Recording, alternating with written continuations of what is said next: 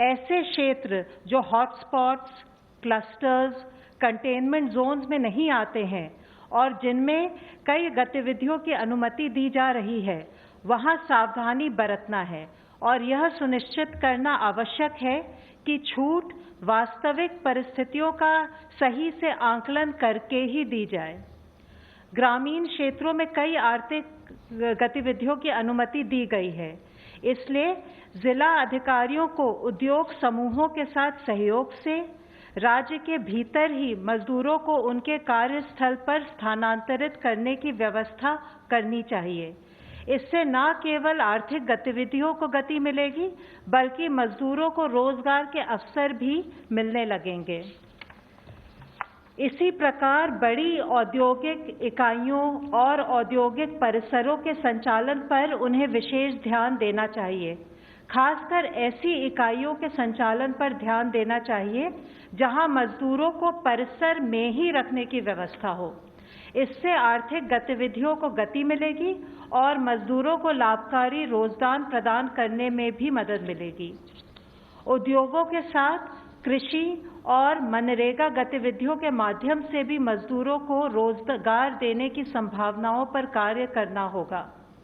यह भी सुनिश्चित किया जाना चाहिए कि जो हमारे राष्ट्रीय दिशा निर्देश हैं, उनके अनुपालन की निगरानी के लिए ग्रामीण क्षेत्रों में पर्याप्त गश्त की जाए।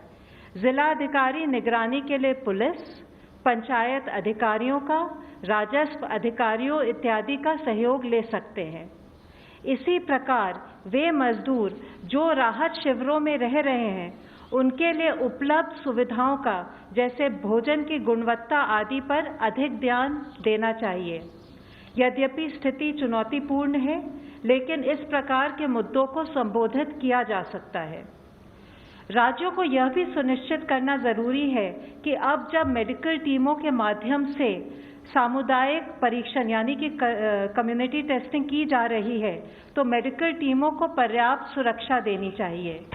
इसी प्रकार यदि सामुदायिक परीक्षण के लिए जाने से पहले समुदाय के जिम्मेदार नेताओं को शामिल करके शांति समितियों को सक्रिय किया जाए, तो काम सुचारू रूप से किया जा सकता है।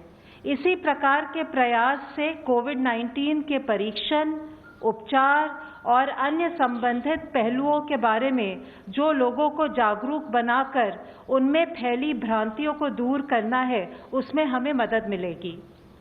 माननीय गृह मंत्री जी के निर्देशानुसार गृह मंत्रालय ने प्रवासी मजदूरों की राज्य के भीतर आवाजाही के लिए एक SOP आज जारी किया है, जिससे कि वो जो अनुमति प्राप्त आर्थिक गतिविधियां हैं, उसमें रोजगार के लिए सुचारू रूप से जा सके।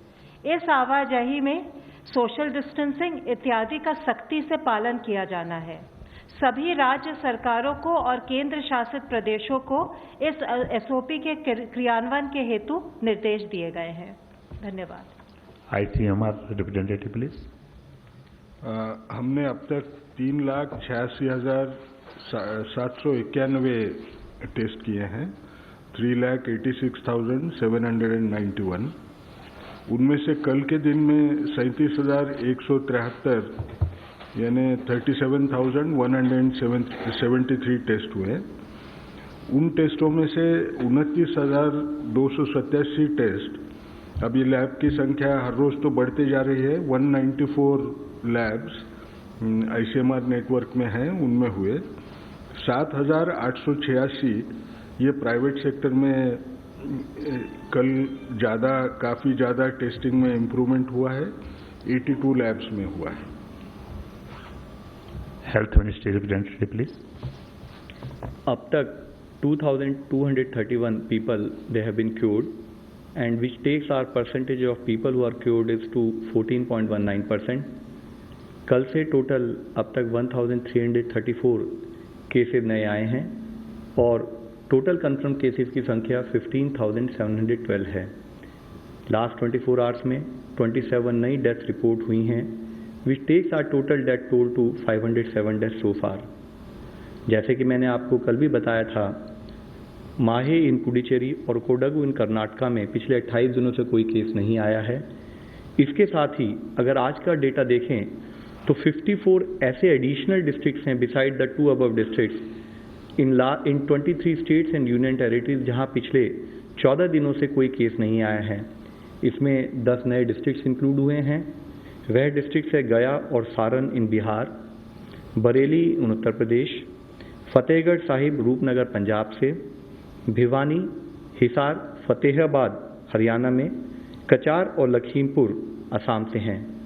मैं आप लोगों से फिर यही रिक्वेस्ट करना चाहूँगा कि हमारा एफर्ट होना चाहिए कि इन डिस्ट्रिक्ट्स में फर्दर केसेज ना आए और वो कंटिन्यूड विजिल हमारी बनी रहे। इसके साथ ही वैक्सीन और ड्रग टेस्टिंग से संबंधित साइंस के फ्रंटियर्स पर काम करने के लिए आज एक हाई लेवल टास्क फोर्स का गठन किया गया है। इसके को चेयर मेंबर नीति आयोग और principal scientific adviser to government हैं। इसके अलावा इसमें AYUSH, ICMR, department of science and technology, biotechnology, CSIR, DRDO, director general of health services और ड्रग कंट्रोलर भी इसके मेंबर्स हैं। इस टास्क फोर्स का मुख्य उद्देश्य एकेडमिया, इंडस्ट्री और जो इंटरनेशनल एफर्ट्स हो रहे हैं उनको इनेबल करना, उनको फर्दर स्पीड अप करना है। इसके तहत डिपार्टमेंट ऑफ बायोटेक्नोलॉजी को एक सेंट्रल कोऑर्डिनेशन एजेंसी बनाया गया है वैक्सीन डेवलपमेंट के लिए, जिसका मेजर एफर्ट्स होगा to identify pathways for vaccine development, जिसके तहत फर्दर हम एफर्ट्स करेंगे कि एक डायनेमिक लिस्ट बनाई जाए नेशनल और इंटरनेशनल एफर्ट्स के लिए जो वैक्सीन डेवलपमेंट पर काम कर रहे हैं, उनकी प्रोग्रेस को मॉनिटर किया जाए और साथ में गवर्नमेंट लेवल पर रिक्वायर्ड फैसिलिटेशन प्रोवाइड किया जाए। साथ ही इस टास्क फोर्स के तहत clinical cohorts which will be focusing on long term follow up of people for having better understanding of disease and it's management, उस पर भी काम होगा। इसके तहत फर्दर हम बायोस्पेसिमेंट्स भी कलेक्ट करेंगे जो कि हमारा एक बेसिस बनेंगे फर्दर ड्रग और वैक्सीन ट्रायल्स के लिए। यह हमारे जो सैंपल टेस्टिंग प्रोटोकॉल है उससे अलग एक कार्य होगा।